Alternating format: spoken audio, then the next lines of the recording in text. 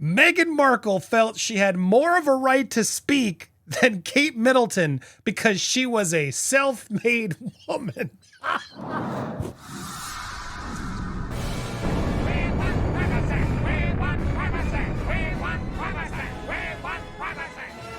Welcome to Popcorn Palace. I'm Andy Signor, and oh my goodness, the news has been wild regarding the royals and this Endgame book. We posted a couple big videos over on Planet. My goodness, I always try to keep you guys here, but sometimes we post a big story there and it blows up. So thanks everybody who's been watching here or there. Subscribe to both, please. But yes, sorry for the late upload here. I will continue to give you daily news here, even if we cover it over on Planet.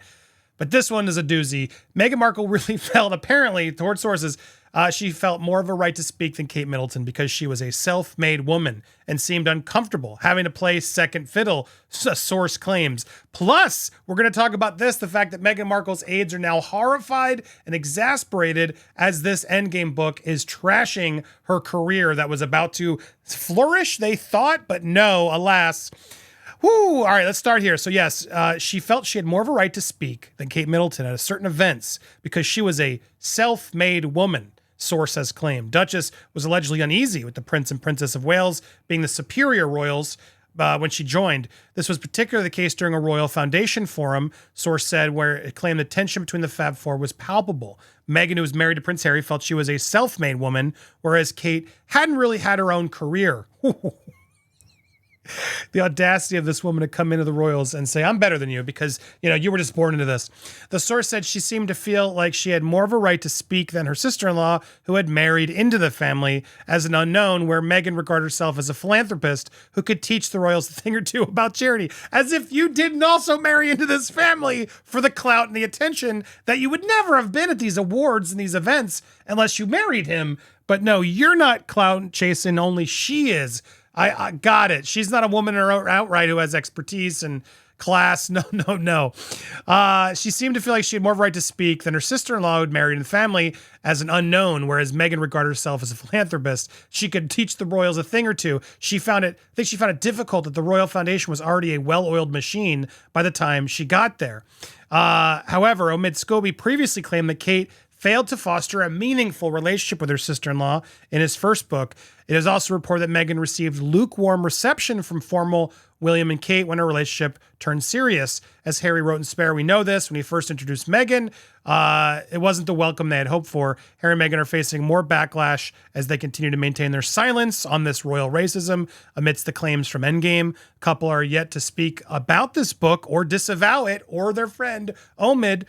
And yes, it could have serious consequences for both Harry and Meghan, as William is believed to want action after his wife Kate was named alongside Charles as the two royals who expressed concern about Archie's color. Meanwhile, an MP has revealed intention to introduce a bill calling on Parliament to strip them of their titles. What? Yes, we're going to cover that in more detail over on Planet tomorrow. But let's talk about this fact that she thought she was a self-made woman. I want to focus this video on that because I find this amazing. And I want to go on over to the Laird of the Manor. Hello, Laird of the Manor. We're told to believe that Meghan, duck's ass of grifting, is self-made financially. Her father, Thomas, multi-award-winning lighting, photography director, paid for her entire upbringing, childhood, and early adulthood. Yeah, I'm going to say that. Then came along her first husband, Trevor Engelson, who foot the bill for, well, everything, plus used his industry contacts to get her the role on Suits. Then when she finished with him, she received a fairly decent divorce payment. Another one. The last 6 years, she's lived off not only Harry and the pounds he inherited from his mother's estate, but the pounds given by her father-in-law to pay for her overly lavish and ostentatious wedding, which incidentally had only one family member in attendance, the one who provided nothing for her growing up, and we are to believe she is self-made. Oh, please. Not even the factious Hollywood elites entertain this laughable nonsense. It is quite strange how she is attempting to spin this. And I'm curious what you guys think. I'd like some more comments to reiterate what Laird of the Manor is putting out there. Do you think that Meghan is a self-made woman, that she deserves more credit than Princess Catherine, who married into it? I'm curious what you guys think of that one. Let's let you guys discuss.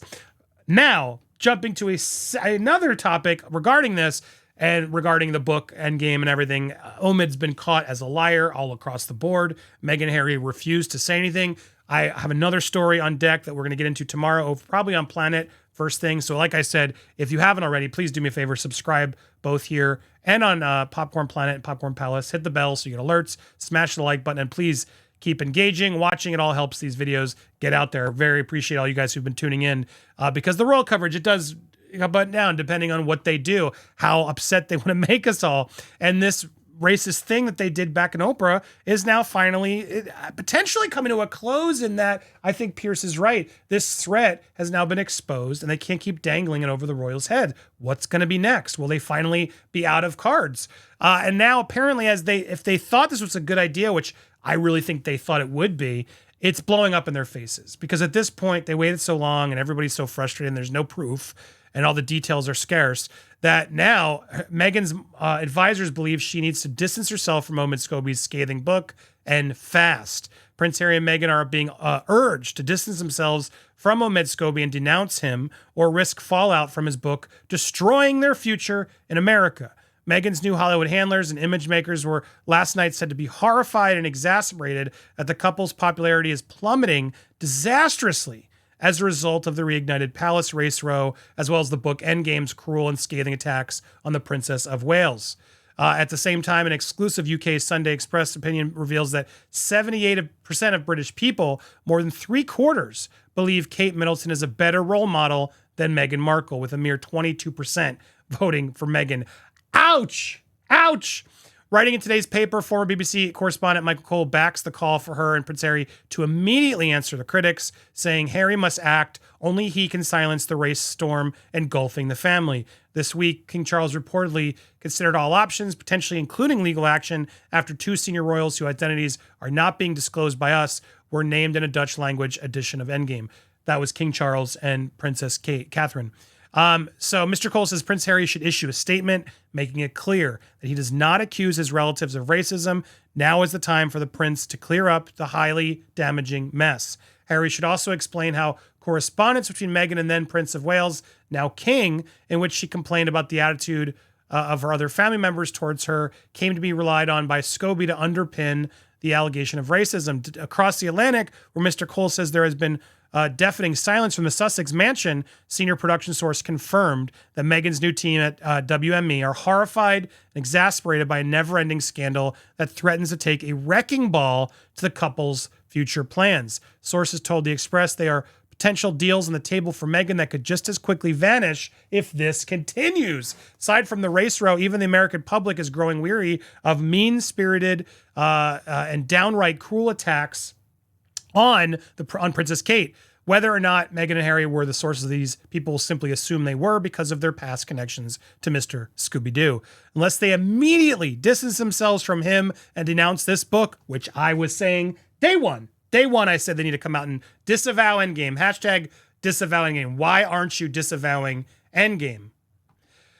Unless they do that and distance themselves immediately and denounce his book as either untrue or reported out of context, then they must expect to be part of the backlash against it. I think that's incredibly fair. If they aren't seen to distance themselves from him, string of deals being negotiated for Meghan as well as their production company, Archwell, could all come undone at the drop of a hat. That's kind of a threat here, it seems. Maybe the palace is putting it out there saying, stop this. And she should, because either come in with proof and prove that the family's racist.